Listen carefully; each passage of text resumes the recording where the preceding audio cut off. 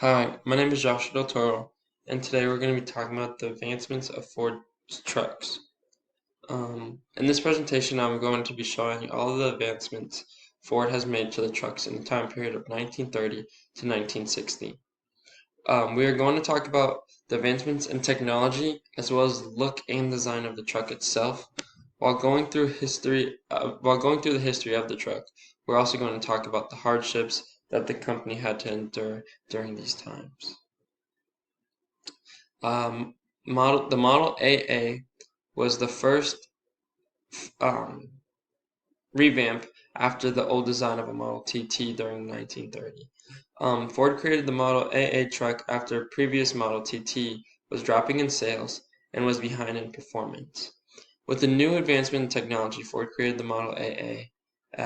The thing that was so special about the Ford Model AA was that it was able to carry a heavier load due to its thicker body frame.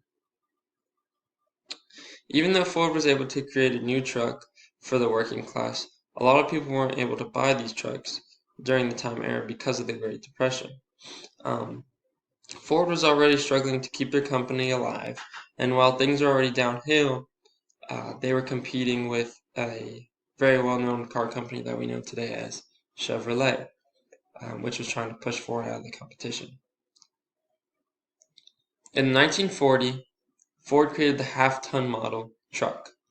This new model is very special because it has been a decade since Ford has actually made a brand new body for the car, and Ford ended up changing the car to more of a beluga looking car. I think it looks like a beluga, but they went from very blocky to just round and bubbly. But the new truck came with more power, doubling the older model with an increase of 45 horsepower, making a total of 85 horsepower. And during this time with the new model, America was going through the World War II, and Ford was actually very helpful and completely stopped the making of commercial vehicles and started to help aid in making vehicles and machines to win the war. In 1950 was the first Gen F series. The first F series from Ford, and it was the start of the new line, and it is the same classification of names that we have for Ford's trucks today. Ford's design has switched more from a bubbly to more blocks now. It's very rectangly. The curves are still like rounded out, but it's more of like a actual wall. Um, but during the 1950s, Ford actually installed seatbelts. This is when Ford was installing their seatbelts, and there wasn't the traditional over-the-shoulder seatbelt that we have today. They were just lap seatbelts. But so they weren't as effective as they are today. But that's when they first started installing them. It was in 1950.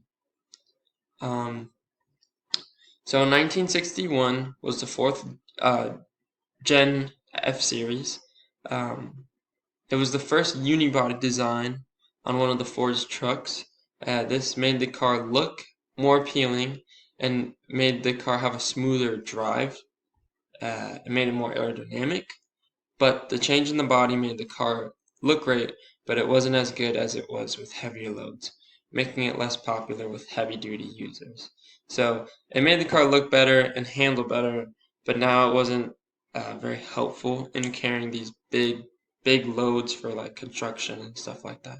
But this was on purpose because Ford noticed that the people were using these trucks not for these heavy lifting loads and construction, but they were actually using it for personal outdoor activities like hiking and kayaking and doing all these other things.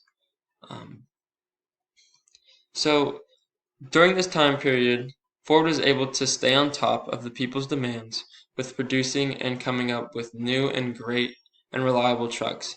Even with the rough start, with the Great Depression causing numbers and sales to be low during World War II, they were able to still preserve and come out on top. Ford was one of the leading vehicle manufacturers for the company, from creating public transportation like buses and fire trucks to bombers to actually help aid in World War II. Thank you.